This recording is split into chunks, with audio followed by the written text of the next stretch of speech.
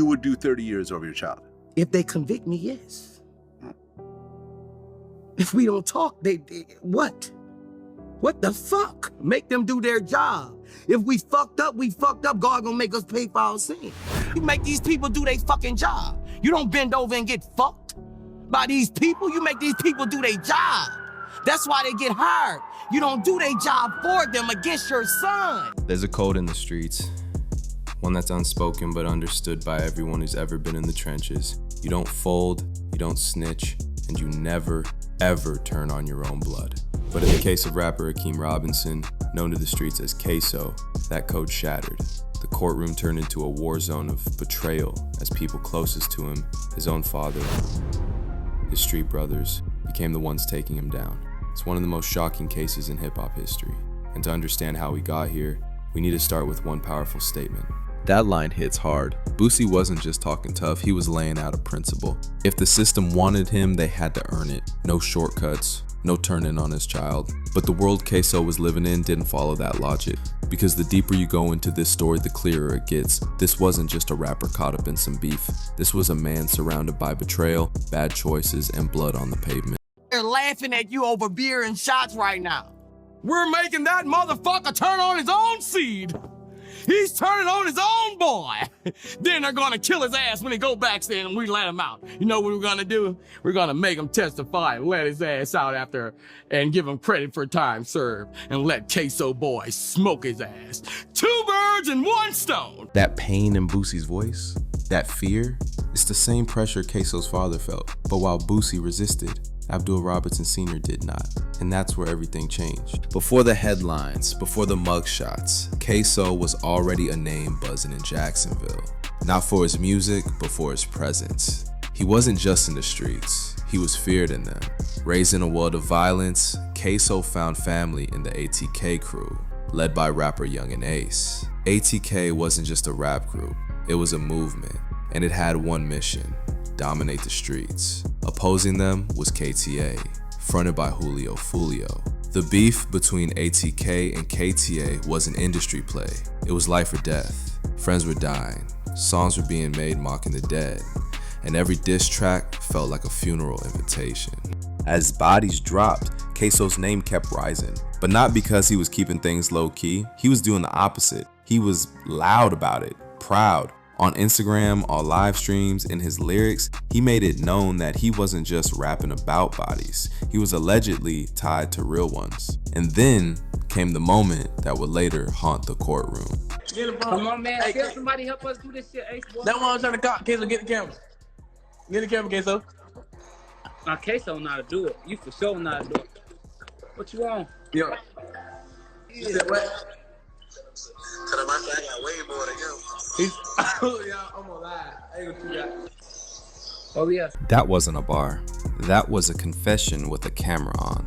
To the internet, it was a wild moment. 2 drill rappers comparing body counts like they were streams. But to the prosecution, it was fuel, proof, an admission of mindset and behavior, and the state used it. In 2019, 16-year-old Adrian Gaynor Jr., better known as Lil Bibby, was gunned down in Jacksonville. Bibby wasn't just another victim. He was a known affiliate of Julio Fulio, and his death struck deep within KTA. The way it happened raised eyebrows. It wasn't random, it was targeted. Prosecutors argue that Bibby's murder was part of a larger cycle of retaliation, that it wasn't just about territory, it was about making a statement, and all eyes turned to Ksoo. Yeah, baby! That's what Bibby did! He had already mocked Bibby in a music video. He had dropped lyrics naming names. The prosecutors claimed this wasn't just entertainment, it was evidence. Prosecutors claimed the killing was strategic, a retaliation hit tied directly to Ksoo and his crew, one that matched up with the pattern of death that had rocked the city. Ksoo's lyrics used as timestamps, his Instagram likes used as behavioral evidence, and the police were building a timeline, one that pointed straight at him. But everything changed in 2022.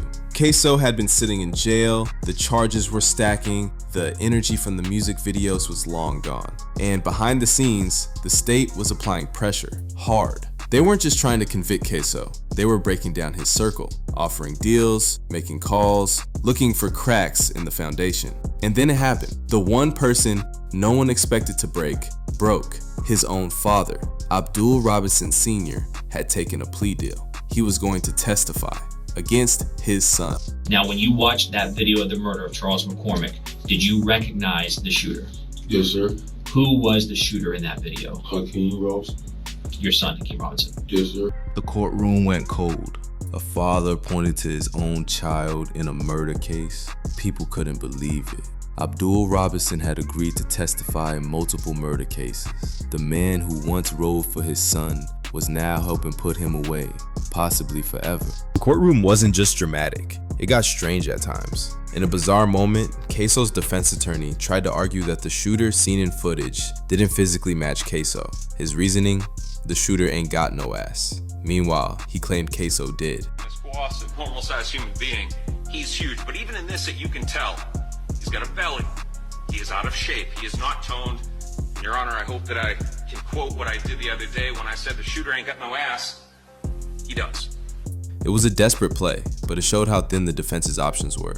When physical features become your strongest argument, you know the evidence is stacked against you. The next hammer dropped when Dominique Barner, a known associate of Ksoo, took the stand as the state's star witness. Barner didn't hold back. Shoot him as soon as he got in his vehicle. I could pull off faster. And did he wait for Charles McCormick to get closer to his vehicle or get into the vehicle? No. What happened after Hakeem jumped out of the Nissan? Shot at him. Shot at who? McCormick. Did McCormick stay there? No. What'd he do? Ran. What did Hakeem Robinson do? Chased him. And then did what? Killed him. He told the court how Ksoo planned the killing, how the crew moved, what roles everyone played. And his story backed up everything Ksoo's father had already said. For the jury, it was devastating. Ksoo wasn't just caught in the wrong place at the wrong time. According to the witnesses closest to him, he was the one pulling the strings. With two people from Ksoo's inner circle pointing fingers, the defense had little to work with. Even worse, the judge allowed prosecutors to present Ksoo's lyrics and social media posts as evidence. What used to be entertainment, shock value, street clout, was now being dissected line by line in front of a jury. The courtroom wasn't just focused on facts, it was focused on perception. And the perception was clear. Ksoo wasn't just a rapper, he was the one prosecutors believed was pulling the trigger behind some of Jacksonville's deadliest shootings. Witness after witness stepped up. Some confirmed what Barner and Abdul Robinson Sr. had already said. Others spoke about the fear Ksoo instilled, the image he portrayed, and the chaos he left behind. Every IG live, every bar, every flex, it was all used against him. And with each new piece of evidence, it became harder for the jury to see him as anything other than guilty. The trial lasted for weeks. Every detail of his life was picked apart. The defense tried to paint a different picture, one of the young man caught in the wrong place, surrounded by dangerous influences. But it wasn't enough. On July 31st, 2025, the verdict came in. Guilty. First-degree murder. Mandatory life sentence. Ksoo showed little emotion as the words echoed through the courtroom. Maybe he expected it, maybe he didn't, but in that moment, the street legend officially became a cautionary tale. Ksoo's future was gone, the music done, the name tainted. As the courtroom cleared and the city processed what just happened, a different kind of clip started making the rounds. One from Boosie, one with a message that hit even harder now. Cause as dads, we gotta understand, it's about them kids. Yeah. And once you're 40, 50, 60 years, nigga, you done live your life. You done live your life. Try to save them and your grandkids, nigga. You gotta think about you done live 50 years. What the fuck you gonna do in the next 15? Would you rather live the next 15 hated by everybody or loved and coming being seen in prison by your whole family? You gotta think of his choices you gotta make. And he told a bitch choice, fuck my grandkids, fuck my son, fuck everybody. That's the part people don't think about. The future, the generations that come next. Ksoo's life may be stuck behind bars, but the damage doesn't stop with him.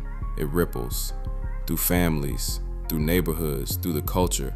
Because at the end of the day, this isn't just about one man doing time. It's about the ripple effect of every choice, every post, every flex, and every friend you trusted with your life. The wrong move in this game can cost you everything. Your freedom, your name, your legacy.